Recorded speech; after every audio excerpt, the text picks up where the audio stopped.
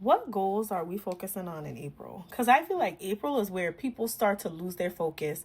April is where them New Year's resolutions get thrown out the window.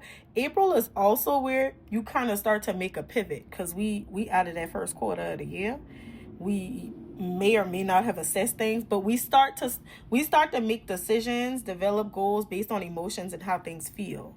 And so I want to be intentional, because here's the thing. I started off March very intentional with social media and planning out all my content. And then my Facebook and Instagram got hacked. And then I got thrown all off my rocker, because my plan, I could use it on TikTok, but I couldn't use it on Instagram and Facebook. And I feel like I need to start my whole process over and try it again. Another thing is that I also feel like now I need to start organizing a folder on my phone for all my content videos, so I'm not searching through my entire camera reel. I want to read a little bit more than I did. I read 3 books last month, but let's do more. And by doing more, we got to start defining what was the baseline, right? So if I'm going to do more than what I did last month, I read 3 books last month. Okay, what's the plan to get to 4? So that means I got to read a book a week. All right, bet. If I want to be able to schedule out all my content, so that means I got to plan out all my content, make sure it's already content that exists, or let's take a step back. We can have a plan, but then we also need to look at our resources and make sure it's feasible. And that's when I assess my content and decide, okay, this is the content that I do have. Let's use this.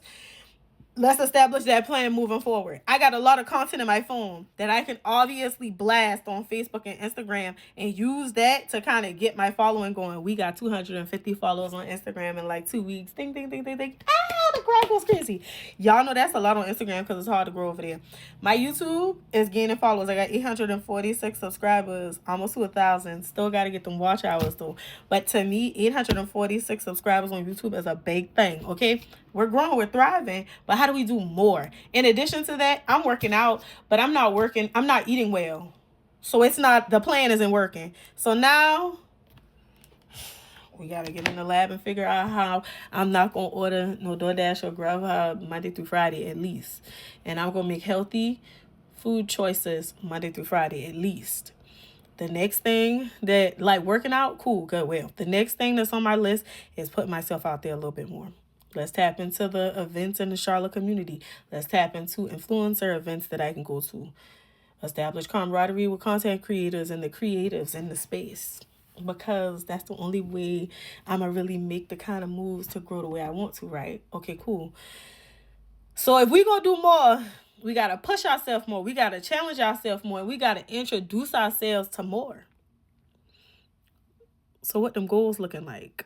And how are we doing more? Let's chat about it in the comments. Tell me what your goals are. Tell me how you going to achieve them.